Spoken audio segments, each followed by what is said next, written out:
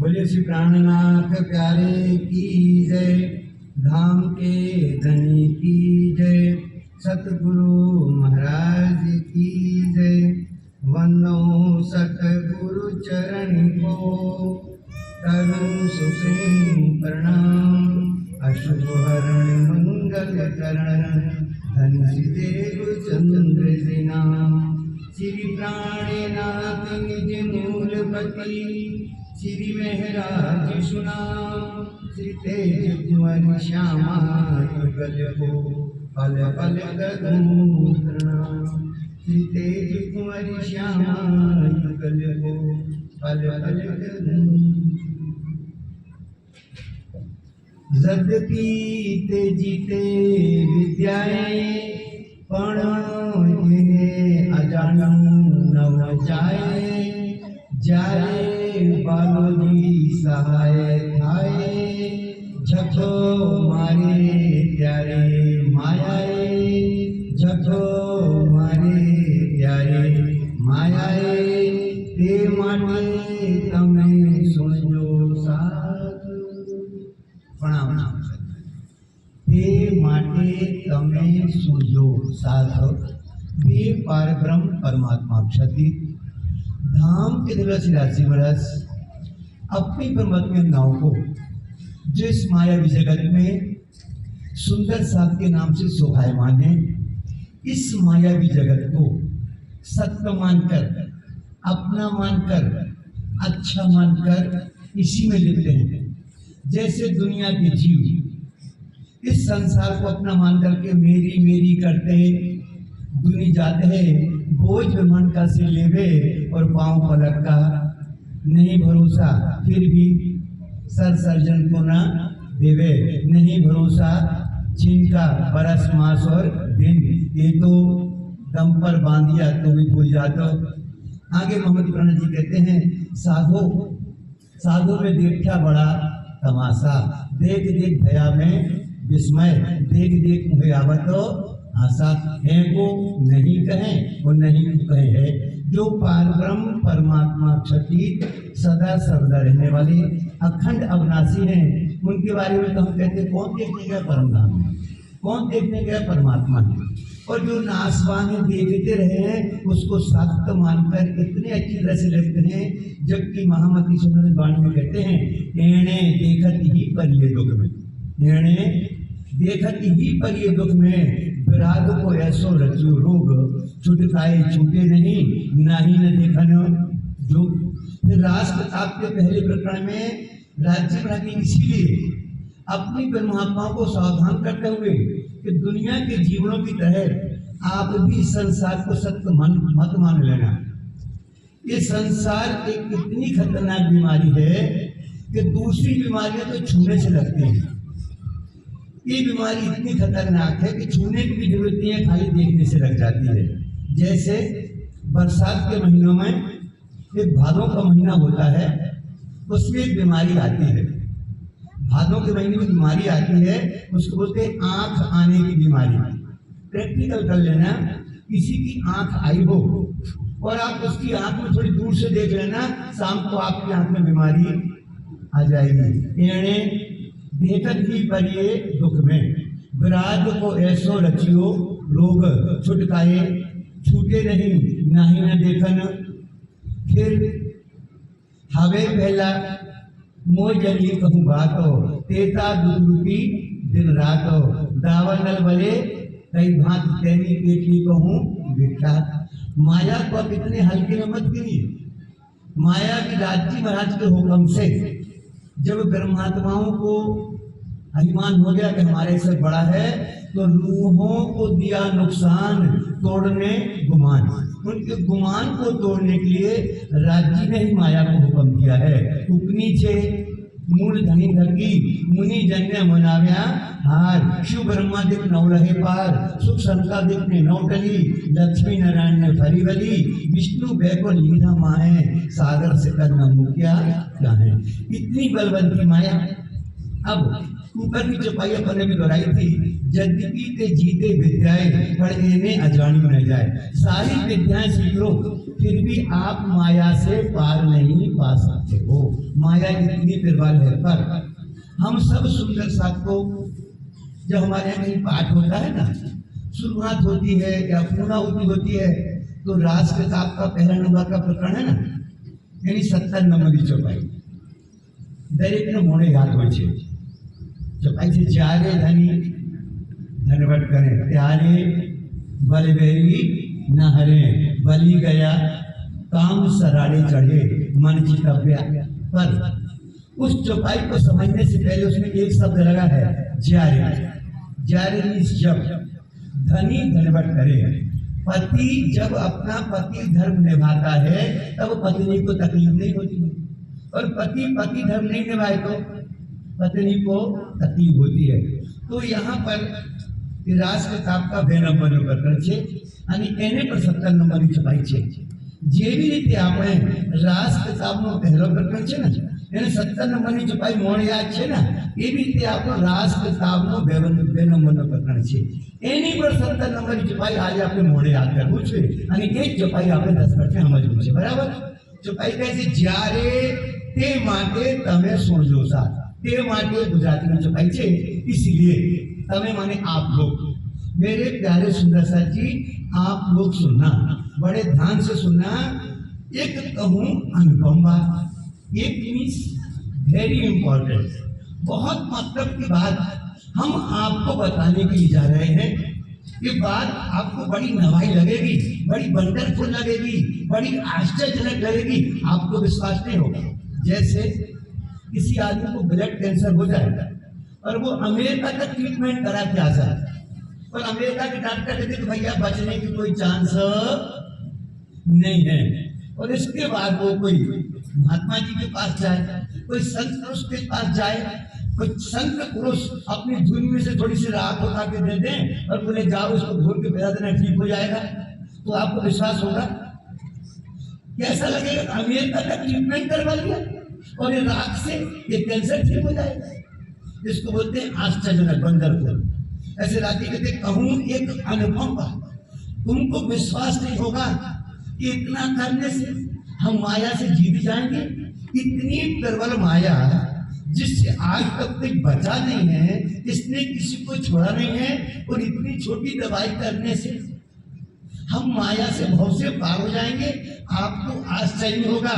और कभी कभी आपने मोबाइल पर टीवी पर देखा होगा आश्चर्यजनक और सत्य, जैसे कभी कभी कोई आदमी तलवार को खा जाता है, पूरे पेट में उठक जाता है, बोलो, और फिर निकाल के दिखाता है, तो सत्य है कि नहीं है?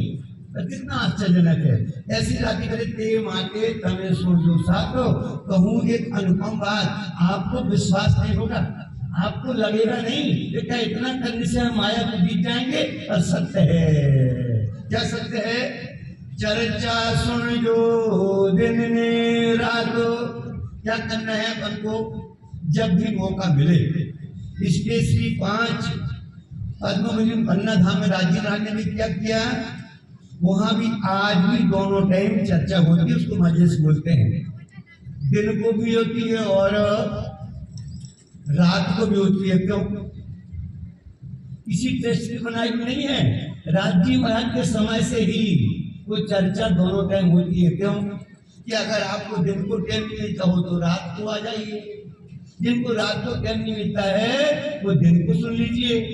चर्चा सुन जो जनने, रात दिन को मौका मिल जाए दिन में सुन लेना, रात को मौका मिल जाए रात में सुन लेना।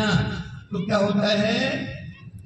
आपन ने ट्रूठा प्राणनाथ। अब वाणी है, वाणी में शब्द है, रास किताब का प्रकरण गुजराती में है, और इसमें एक शब्द आ गया है पंजाबी। ट्रूठा शब्द है पंजाबी। ट्रूठा का तात्पर्य होता है फिदा हो जाना। तो अब चौपाई कहती है ज्यारे धनी धनवट करें। पति अपनी स्त्री के साथ पति धर्म कब निभाता है?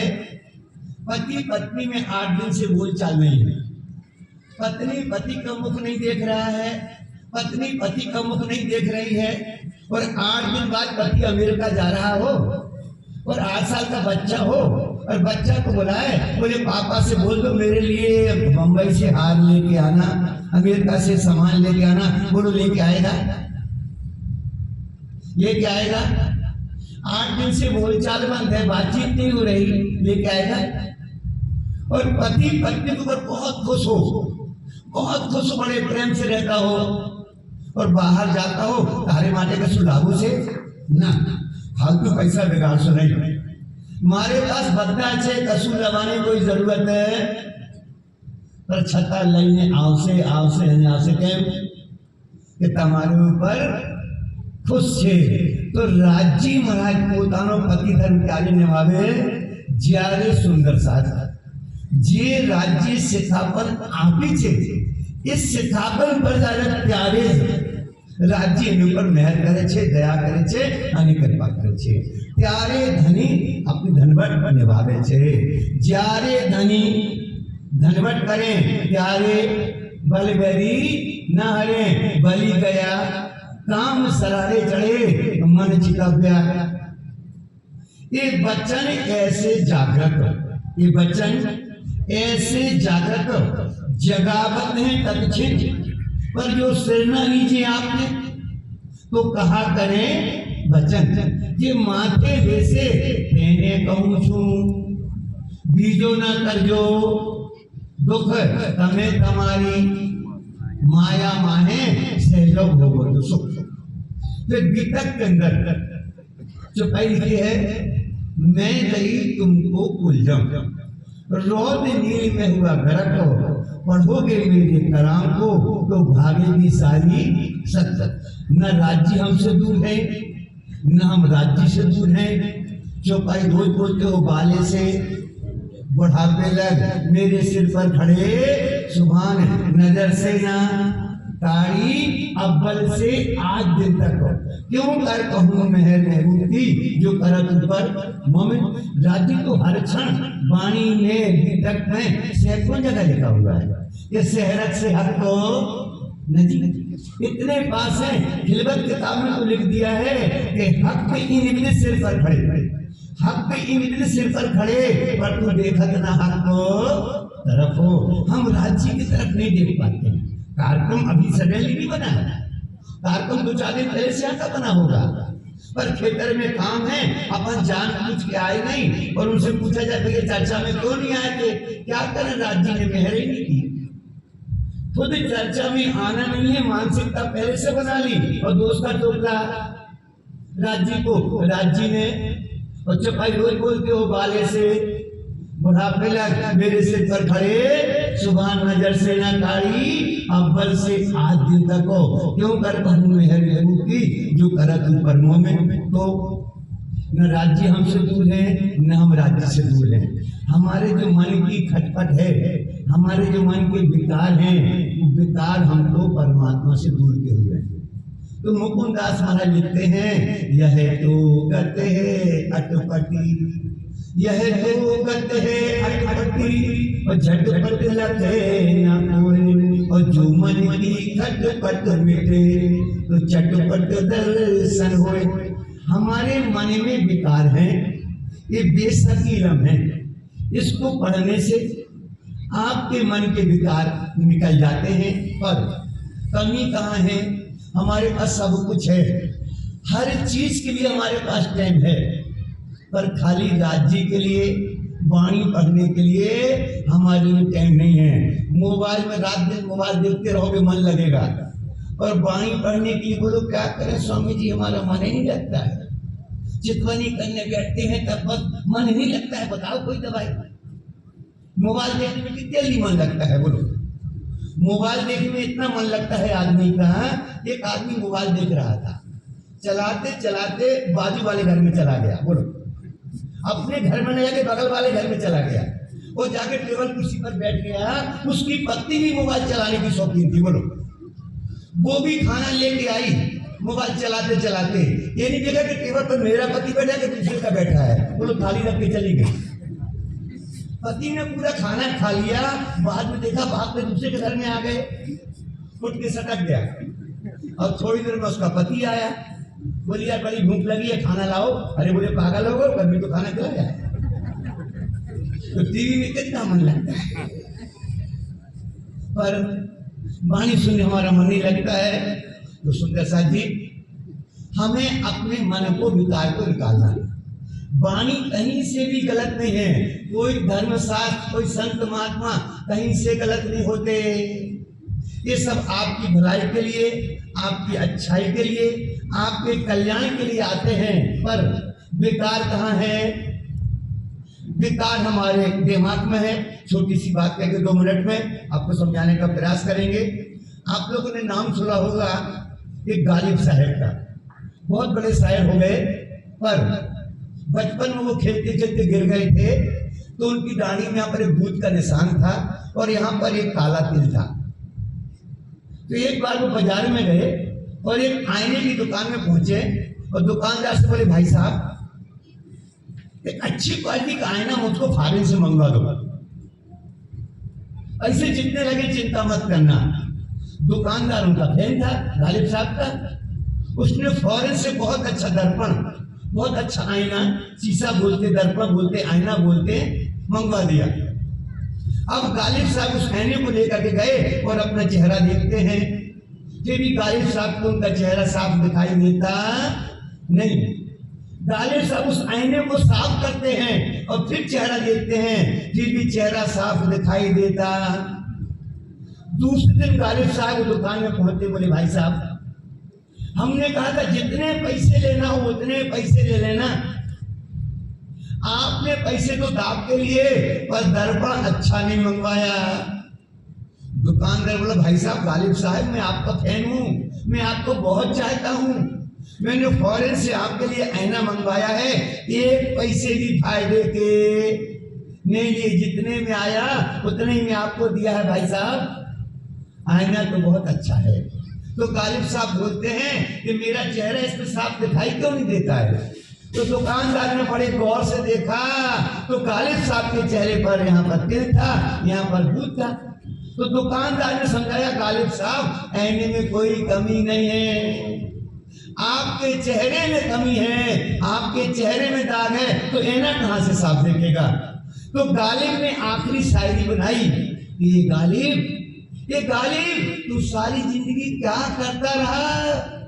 दाग तेरे चेहरे में था और तुम आईना साफ करता। उसी तरह से हम राज्य की वाणी फॉरेन से आई है, यहाँ की नहीं है। कहाँ से आई है? वाणी मेरे क्योंकि न्यारी जो संसार निराकार के पार थे, तीन पार के भी, और इसकी कोई कीमत आंक सकता, लगा सकता, या वाणी के कारणे कई तिल तिल दे कपावे, कई कांसी करवट लेवे, कई भैरव नाम खावे। तो ऐसी वाणी राज्य महाराज ने आपके कल्याण के लिए भाव से पार करने की भेजी है। आवश्यकता है सुंदर साथ जी समय वाणी के लिए निकालिए। अभी यहाँ पर कार्यक्रम इतनी भीड़ है ना, ये काम है, हम लोग लगता है बहुत भीड़ है। अभी यहाँ पर किसी की शादी हो रही होती ना, जान आई होती, बारात आई होती, तो भीड़ इससे डबल होती। और अभी हम आए थे ना तो मंच मंत्री जी बोले थे, आप लोगों को माला पहनाने की इच्छा होती, बहुत देर से बैठे हो, शादी तो पूरी रात चलती है, कोई घर में वापस जाता है, इतनी भीड़ होती है। तो हम संसार के कामों जो समय देते हैं वो समय निकालें, जहाँ हमारे धार्मिक कार्यक्रम हो, राज्य की वाणी चर्चा हो, सुंदरता समय से आए, वाणी चर्चा सुने, लाभ लें, मन के विकारों को निकालें, माया को समझें, अपने आप को समझें, अपने धनी को समझें और राज्य को पाने का प्रयास करें। इन शब्दों के साथ अपनी वाणी को विराम देते हुए चौपाई कराइए। आपने त्रुठा प्राणनाथ, आपने तुठा प्राणनाथ, ये माटे तमे सुनजो साथ, ये माटे तमे सुनजो साथ, एक कहूँ अनुपम बात, एक कहूँ अनुपम बात, चर्चा